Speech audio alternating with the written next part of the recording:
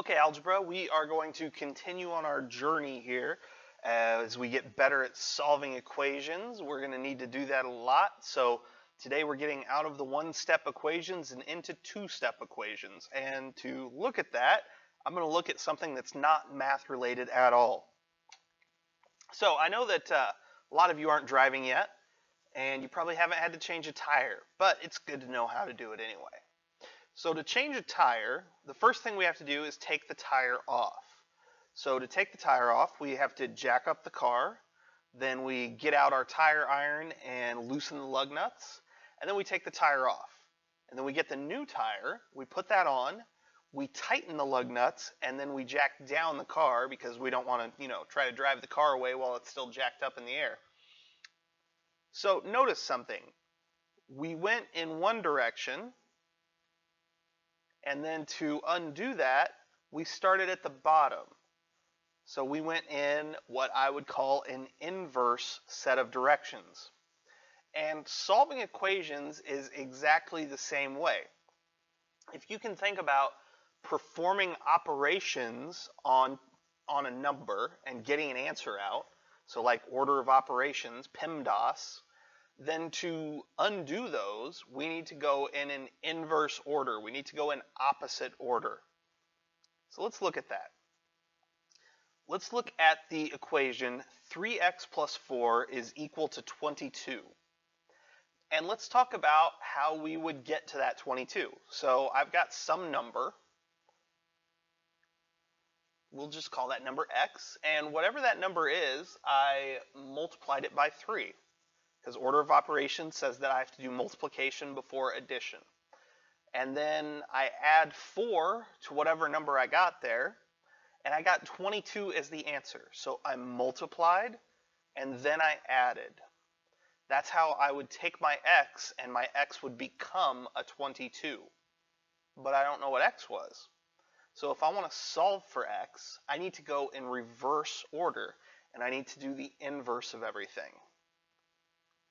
So I'm going to start with the number 22 because I knew that that's what I got. And then I'm going to subtract 4 because subtracting 4 is the inverse of adding 4, and that was the last thing that we did. And then I'm going to divide that answer by 3 because dividing by 3 is the inverse operation of multiplying by 3. And that will get me a solution. That will get x all by itself. So by thinking about our PEMDAS here, our order of operations, if we go backwards from that with the inverse operations, then we will actually get our x. We will be able to solve. So let's do this a few times. Go ahead and in the box, type in, try to do an inverse order of operations here, solve for x. What is x here? All right. So let's do this. Let's do exactly what I said on the last slide. This is the exact same equation. So the first thing we want to do is subtract 4. And notice here, if I subtract 4 from one side, I need to subtract it from the other. So that gets us 3x is equal to 18 because these two 4's become a 0. And 3x plus 0 is the same thing as just 3x. From there, we've got 3x equals 18. That's 3 times x. So to get rid of a 3 times x, we need to divide by 3. When I divide by 3, I need to do it on both sides. So over here, I've got 3x divided by 3 is 1x, which is what I want to find. I wanted to know what x was. And then over here on the right, 18 divided by 3 is 6. So our x is 6. And now going back to the way we were thinking about originally, if I take 6 and I multiply that by 3 and I add 4, I get 22. If I start with 22 and I subtract 4 and I divide by 3, I get 6.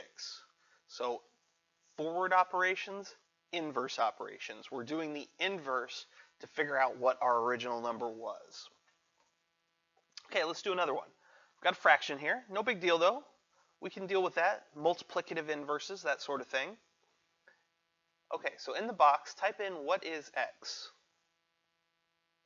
All right, so let's look at this. We've got 1/3 times x plus 2 equals 7. Well, the multiplication in order of operations comes before addition.